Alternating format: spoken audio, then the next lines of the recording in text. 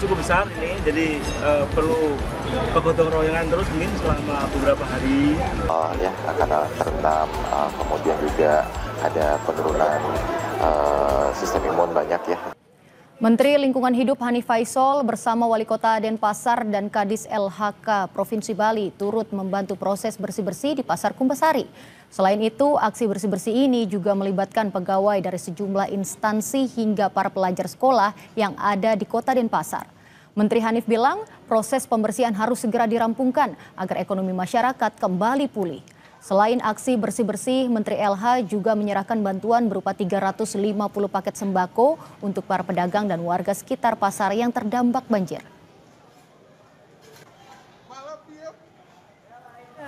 Memang volumenya kalau Wali Kota cukup besar ini, jadi perlu kegotong royongan terus mungkin selama beberapa hari karena memang sampah-sampah yang ditimbulkan akibat banjir ini dari berbagai macam jenis. Tadi sekali lagi kita nggak mungkin memilah di sini, jadi semuanya ditarik ke Suwung untuk dikelola di sana.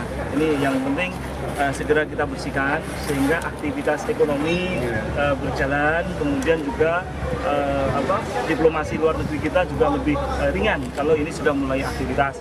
46 orang mengungsi di Banjar Kesambi, Kesiman, Kertalangu, Denpasar pasca banjir. Di antaranya terdapat 1 warga lansia dan 9 anak. Warga mengungsi karena rumah tempat tinggalnya hancur diterjang banjir. Saat ini kondisi pengungsian sudah mendapatkan berbagai bantuan seperti sembako, matras, dan keperluan sekolah anak. Menurut rencana, sore nanti pengungsi yang ada di posko ini akan pindah ke rumah saudara atau sewa indekos untuk mempersiapkan anak-anak yang mulai sekolah besok.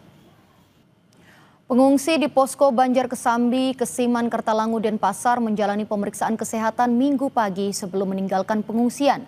Dokter dari Puskesmas dan Perhimpunan Dokter Spesialis Penyakit Dalam Cabang Bali memeriksa 46 pengungsi. Sejumlah pengungsi mengeluhkan batuk pilek dan gatal-gatal.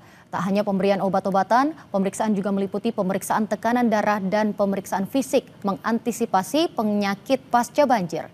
Sejumlah bantuan juga terus berdatangan mulai dari sembako, matras, seragam sekolah hingga peralatan masak. Memang lebih aware pada transmisi penyakit pasca bencana, dalam hal ini banjir ya. Jadi kami berusaha untuk melakukan screening terhadap penyakit-penyakit yang biasanya terjadi. Mungkin yang kita temukan sekarang masih sebatas pada kondisi gatal-gatal ya, karena terendam, kemudian juga ada penurunan sistem imun banyak ya, jadi sehingga banyak yang batuk dan pilek, ispa. Tapi yang memang kami khawatirkan sebenarnya kan juga ada penyakit yang namanya leptospirosis atau penyakit kencing tikus itu yang cukup berbahaya, terutama wabah yang biasanya terjadi pada kondisi-kondisi pasca banjir.